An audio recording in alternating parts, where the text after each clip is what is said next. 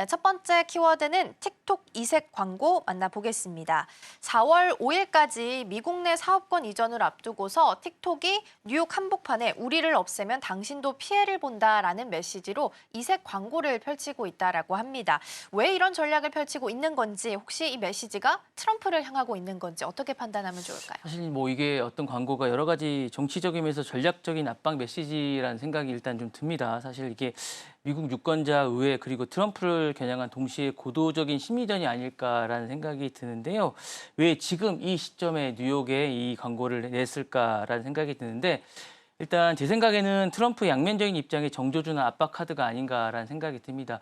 시한이 얼마 안 남았는데 일단 누구에게 어떠한 계획이 있다라는 생각이 없습니다. 일단 벤슨 부통령이 일단 이 협상을 진행하고 있습니다. 그러면서 이제 누구랑 협상을 하고 있다라는 얘기는 없고 최근에 퍼플렉스티랑 이제 만났다라는 이야기 정도만 나오고 있는 협상입니다. 그래서 이 부분에 대해서 구체적인 내용이 안 나오고 있습니다. 다만 민주당 그 의원들이 이제 3명이 연기를 좀 해야 되는 게 아니냐, 4월 5일까지 너무 촉박하다라는 이야기 정도만 나왔을 뿐 더 이상 이야기가 안 나와서 이 광고를 낸 것으로 보입니다. 그래서 이 부분이 나오고 있고요. 사실은 일단 트럼프는 사실 1기 때는 이거를 사실은 틱톡을 금지해야 된다라는 이야기까지 나왔기 때문에 다만 2기 때 이제 이 부분에 대해서 유보적인 입장을 하고 19일 날 바이든이 이걸 없앴을 때 잠깐 이 틱톡이 중단된 적이 있으면서 난리가 났었는데 다행히 20일 날 75일간 유예 기간을 두는 약간 이런 어떤 자구책을 뒀었는데 이 의미는 이제 당신이라고 하죠. 이제 트럼프가 우리를 구할 수 있고 하지만 없애면 그 대가를 정치적으로 아마 클 거다라는 이야기를 하고 있는 것 같습니다. 그래서 트럼프에게 결정권자로서 책임을 상기시키면서 손해 프레임을 선점하라는 게 아닌가라는 생각이 좀 들고요. 여론을 전환시키기 위한 어떤 그 공격형 약간 그런 게 프레임을 하는 게 아닌가라는 생각이 듭니다. 다만 우리를 약간 죽이지 마세요라는 약간 그런 거라는 생각이 좀 들고요.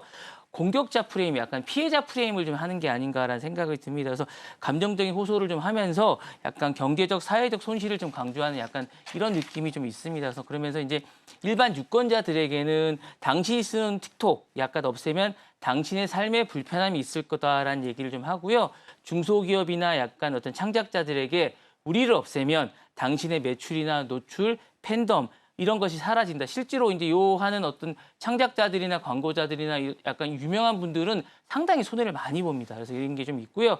의회나 백악관들에게 이거는 표현의 자유자, 어떤 자유의 침해이자 유권자들의 기반을 흔드는 행위다라고 이야기를 하고 있습니다. 그리고 이제 트럼프에게는 당신이 결정권자다. 빨리 결정을 해달라. 약간 이런 이야기를 하고 있는 것 같고요.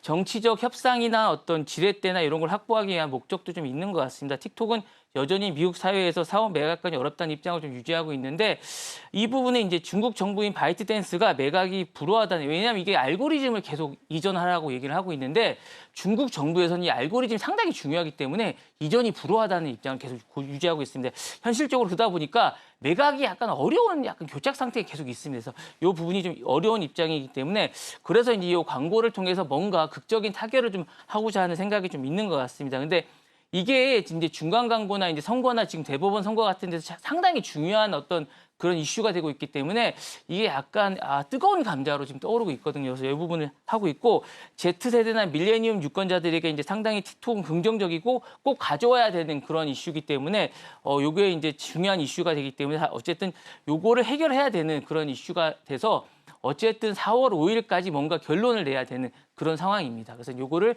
낸 게 아닌가라는 생각이 듭니다. 네.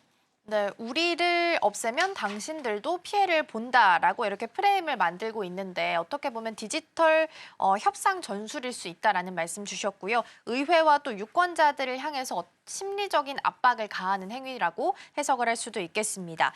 틱톡은 지금 존재의 대가를 지금 경고를 하고 있는 상황인데 향후 운명은 좀 어떻게 예상을 하고 계실까요? 일단 제이디 벤슨 부통령이 사실은 개입을 해서 열심히 하고 있습니다. 틱톡 살리기 계획을 하고 있고 제이디 벤슨은 일단은 그 투자자 그룹과 협력해서 틱톡에 대한 퇴출 막기를 위해서 딜이라고 하죠. 거래를 준비하고 있습니다. 그래서 이 딜은 4월 5일까지 금지 시한 발표 전에 발표를 해야 됩니다. 그래서 진짜 바이트댄스 일부 지분을 유지하면서 미국 투자자들이 지배권을 가진 약간 이런 구조입니다. 그래서 핵심 쟁점은 일단 중요한 핵심 쟁점은 알고리즘과 데이터를 미국 쪽에서 가지는 겁니다. 일단 요거를 가져야 되기 때문에 요 부분을 이제 가지느냐 안 가지느냐가 되게 중요한데 이 부분을 이제 바이트댄스가 안 내놓겠다는 겁니다. 그래서 이제 이게 진행이 안 되고 있는 건데 요 부분이 이제 오라클이 이제 데이터 저장을 오라클이 맡고 미국 내에서 알고리즘을 가지겠다는 건데 법적 정치적 배경은 이런 겁니다. 2004년에 이제 그 바이든 대통령이 틱톡 매각 법안에 서명을 했고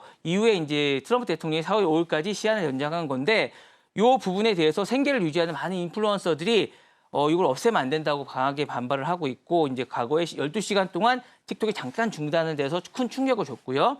틱톡은 이제 미국 내에서 1억 7천만 명 사용자들이 사용을 하고 있습니다. 그래서 표현의 자유와 커뮤니티 경제 활동의 장으로 평가를 받고 있기 때문에 일단 연장을 해야 됩니다. 그래서 요거를 이제 연장을 하고 있고 일단은 지금 누가 사려는지가 이슈입니다. 입찰자가 누구냐라는 생각이 좀 있는데 퍼플렉서티가 이제 일단은 요 합병 제안서를 낸 상태입니다. 그래서 제이디 벤스 부통령이 요 접촉한 사실을 인정을 했습니다. 인정을 했고 그다음에 이제 프랭크 맥커트라고 이제 있습니다. 옛날에 LA 다저스 구단주였던 분이 있고 억망장자인 프랭크 맥커트가 주도하는 그 레딧이라고 이제 커뮤니티가 있는 요 커뮤니티 컨소시엄이 있습니다. 이분들이 20억 달러 현금 제안을 한 적이 있습니다. 요분들이 블록체인 기반의 데이터 소유권을 하겠다라고 제안을 했었고요.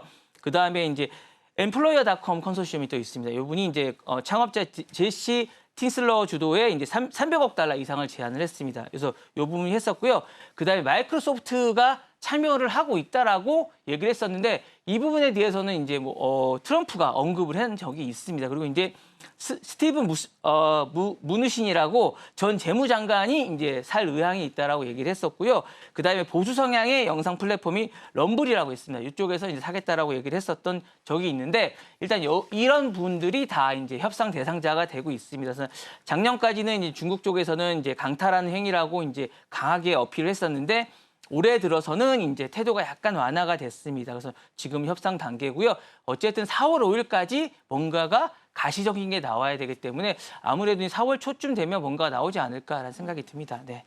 네, 4월 5일을 기점으로 해서 나오는 뉴스 체크해 보도록 하겠고요. 오늘 아침 나온 소식 보면 틱톡의 미국 내 사업권을 이제 미국 측에 매각하도록 협조를 해준다면 중국에 대한 관세를 인하할 수도 있다라는 코멘트가 나오기도 했습니다. 관세에 대해서 하나의 협상 카드로 사용될 수 있을지도 함께 지켜보시면 좋겠습니다.